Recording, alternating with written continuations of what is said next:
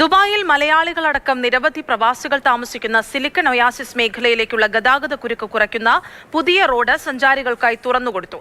മേഖലയിലെ വാഹന വേഗത 60% വർദ്ധിപ്പിക്കാൻ പുതിയ വികസന പദ്ധതി സഹായിക്കും.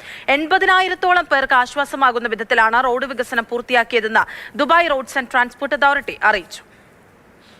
സിലിക്കൺ ഒയാസിസിനൊപ്പം ഈ മേഖലയോട് ചേർന്ന് കിടക്കുന്ന മറ്റ് നിരവധി പ്രദേശങ്ങളിലെ താമസക്കാർക്ക് കൂടി ആശ്വാസമാകുന്ന വിധത്തിലാണ് roads and transport authority road വികസന പദ്ധതി പൂർത്തിയാക്കിയത്.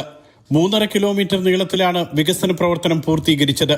മുഹമ്മദ് ബിൻ സായിദ് റോഡിൽ നിന്നും Sheikh Zayed bin Hamdan Al Nahyan street വഴിയുള്ള വാഹന ഗതാഗതം ഇതോടെ എളുപ്പമാകും. 10 മിനിറ്റ് വേണ്ടിയിരുന്ന യാത്ര 4 മിനിറ്റാക്കി കുറയ്ക്കുമെന്നും 60% യാത്രാ തിരക്ക് കുറയുമെന്നും റോഡ്സ് ആൻഡ് ട്രാൻസ്പോർട്ട് അതോറിറ്റി വിശദീകരിച്ചു. International city, academic city, നാദ് Hesa, വർസാൻ എന്നിവിടങ്ങളിലേക്കുള്ള യാത്രയും ഇതോടെ എളുപ്പത്തിലാകും. 3.5 കിലോമീറ്റർ റോഡിനൊപ്പം 2 കിലോമീറ്റർ സൈക്കിൾ ട്രാക്കും ഇവിടെ നിർമ്മിച്ചിട്ടുണ്ട്. 40% യാത്രാ സൗകര്യം വർദ്ധിപ്പിച്ചത്.